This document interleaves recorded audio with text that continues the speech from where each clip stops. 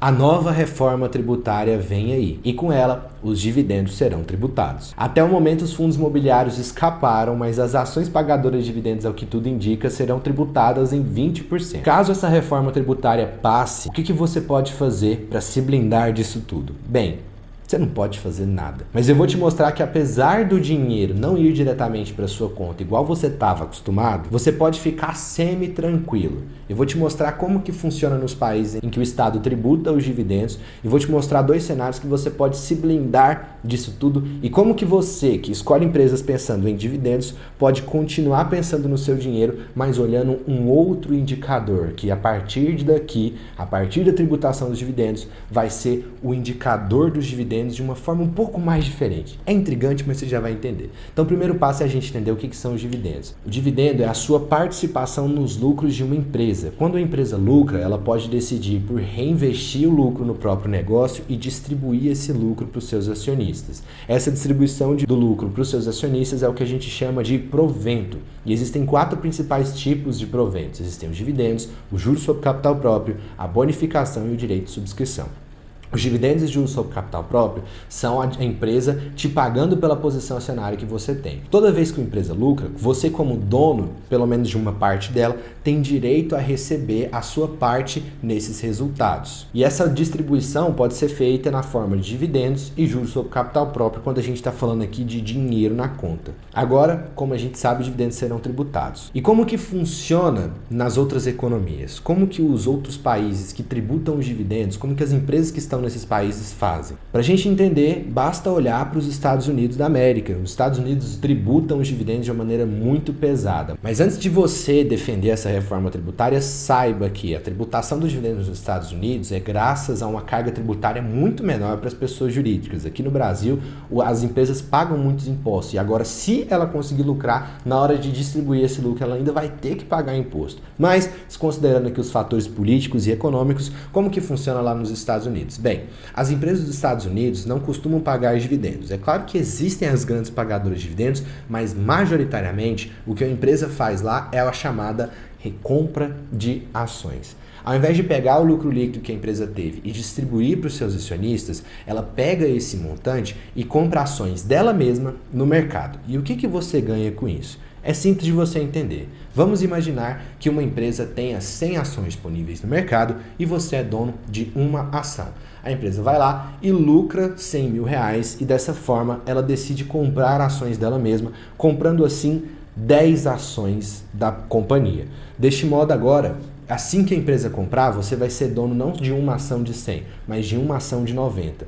Proporcionalmente, a sua parcela naquela empresa, em termos de porcentagem, aumentou. Se antes você era dono de 1%, agora você é dono de 1,11%, arredondando. Então, dessa forma, você ganhou dinheiro, porque se a empresa lucra, compra mais ações dela, lucra, compra mais ações dela, lucra, compra mais ações dela, você vai aumentando a sua participação na empresa, mesmo não fazendo aportes nela. Você, com uma ação, você vai acabar sendo cada vez mais dono dela, porque a quantidade de ações disponíveis no mercado vai ser reduzida e, com isso, o seu patrimônio se valoriza. Aqui eu vou te mostrar um exemplo prático de quanto que uma ação da Coca-Cola virou de 1919 para cá. Esse estudo é muito interessante, chamado One Single Coca-Cola Stock. Aqui a gente tem, se você tivesse comprado uma ação que valia $40 no IPO da Coca-Cola em 1919, com as recompras que a empresa fez na proporção que ela estabeleceu, quanto que você teria? Quantas ações você teria?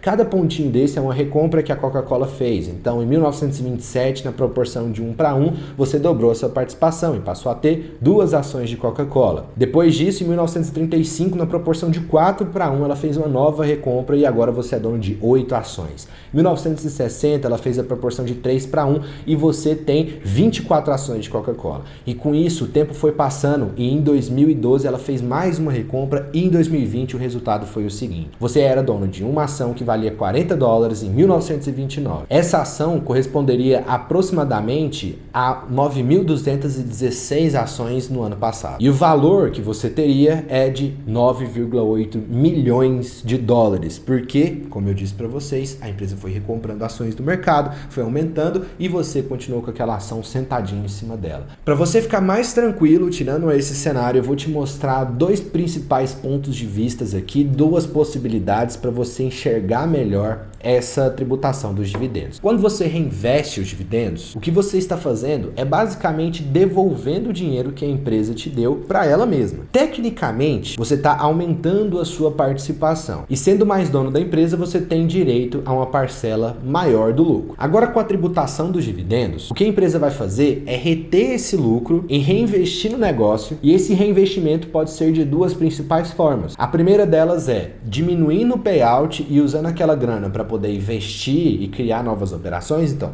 ela diminui a parcela do lucro líquido que ela distribui em forma de dividendos e decide aí com esse dinheiro pegar e comprar novas máquinas, fazer uma nova fábrica, contratar mais funcionários, investir em pesquisa e desenvolvimento, ou a segunda opção é ela recomprar ações do mercado, no caso que a gente viu de Coca-Cola. Com mais dinheiro, uma vez que a empresa não distribuiu o lucro líquido, você precisará agora ter cuidado no tipo de empresa que você vai escolher. Você precisa, ao invés de uma empresa que tem um retorno por dividendo alto, uma empresa que tem uma rentabilidade sobre o patrimônio líquido alto, porque agora o dinheiro que era para ser distribuído em forma de lucro vai voltar para a própria empresa e você precisa então, ao invés de usar o dividend yield, utilizar o ROI, que é o Return on Equity, retorno sobre o patrimônio líquido. E o segundo cenário é para você que já está na fase de viver de renda, você que já tem uma grana, já tem um patrimônio legal, estava acostumado lá a receber os seus dividendos mensalmente e pagar suas contas com os dividendos. Você está nessa fase de viver de renda, as perspectivas, infelizmente, não são as melhores. Se você estava acostumado a receber dinheiro diretamente na sua conta,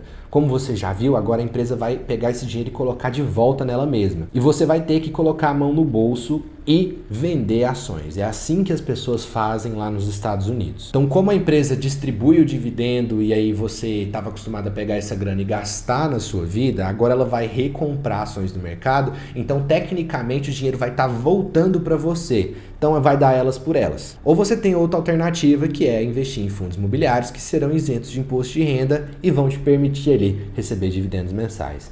Deu para entender o raciocínio? Você conseguiu enxergar que essa tributação implica em problemas para você que quer viver de renda, para você que quer construir patrimônio e receber dividendos, mas que mesmo assim tem como você enxergar isso de maneira um pouco mais inteligente? Eu vejo muita gente falando que a reforma é ruim, que os dividendos não deveriam ser tributados, e eu concordo, tá? Eu concordo que os dividendos não deveriam ser tributados, mas para você defender essa tese, você precisa entender disso aqui que eu passei nesse vídeo. Então compartilhe esse conteúdo com aquele amigo seu que está falando da reforma tributária sem entender de nenhuma, beleza? Então, até mais.